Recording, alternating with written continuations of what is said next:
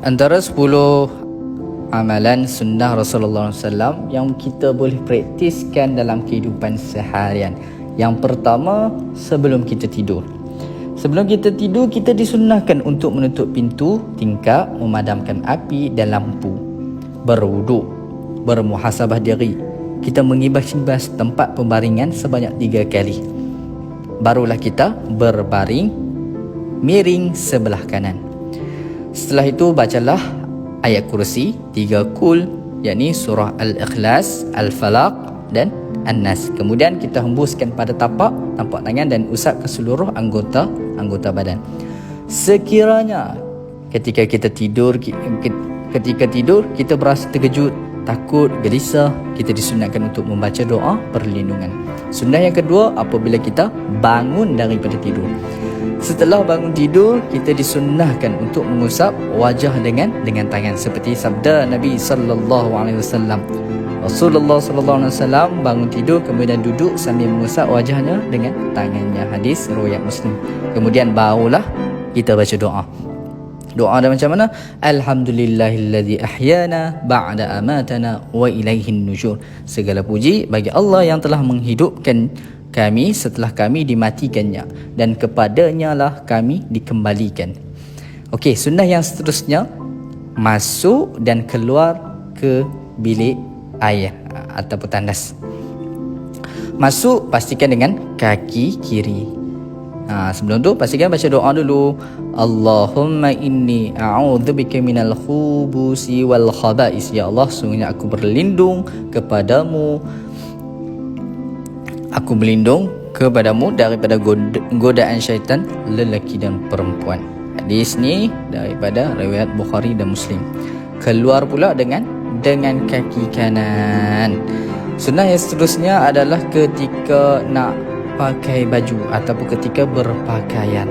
Kita disunnahkan untuk membaca bismillah ketika hendak memakai pakaian, dan apabila ingin melepaskan, ingin kita membuka, kita perlu baca bismillah. Ini disunatkan untuk setiap perkataan, setiap perbuatan. Setiap perbuatan apa, kita mulakan dengan bismillah. Memulakan bahagian sebelah kanan dahulu ketika memakai pakaian, dan sebelah kiri apabila ingin menanggalkan.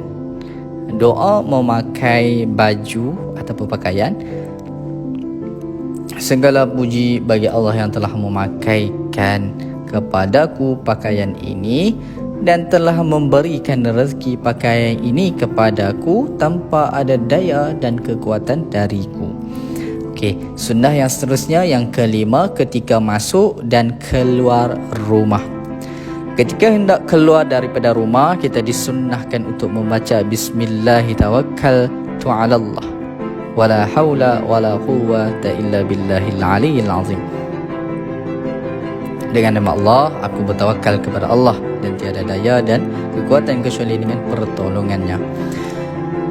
Manakala ketika hendak masuk ke dalam rumah pula, kita disunnahkan untuk mengucapkan bismillah, memperbanyakkan zikir kepada Allah dan mengucap salam, sama ada rumah tersebut ada orang ataupun tidak.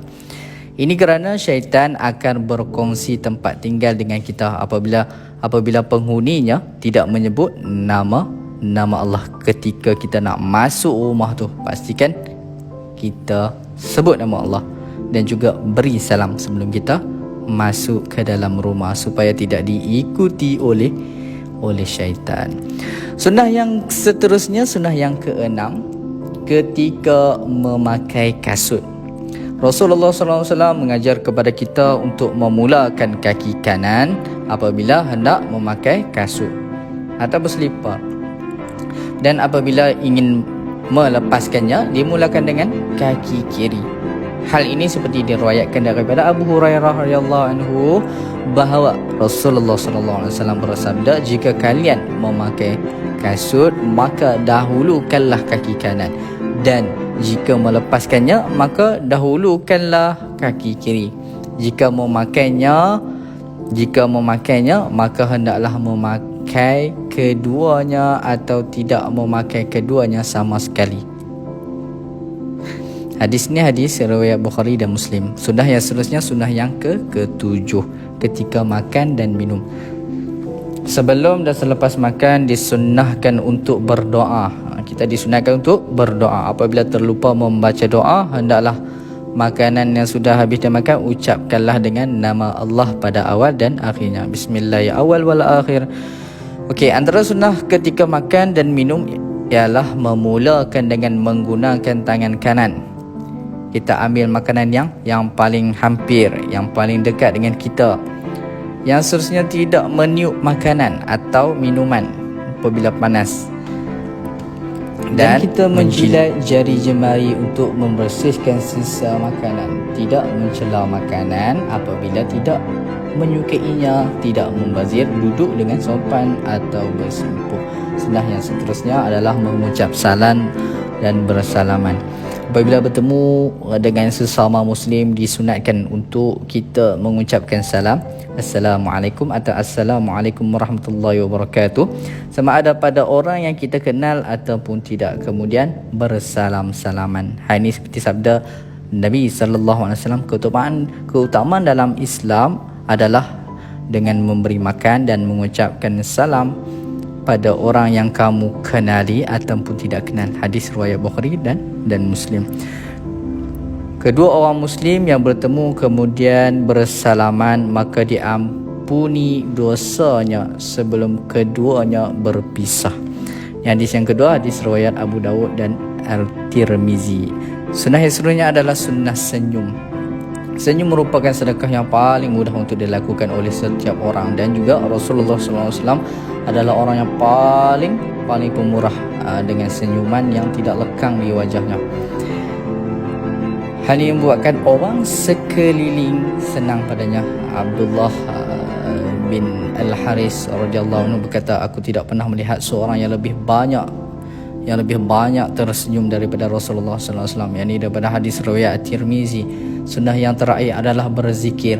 Amalan berzikir juga merupakan perkara kebiasaan yang dilakukan oleh baginda Nabi SAW. Bahkan lidah baginda tidak lekang memuji nama-nama Allah yang indah, tidak mengira waktu. Selain menggunakan lisan atau lidah, kita juga boleh berzikir melalui hati, sama ada ketika berdiri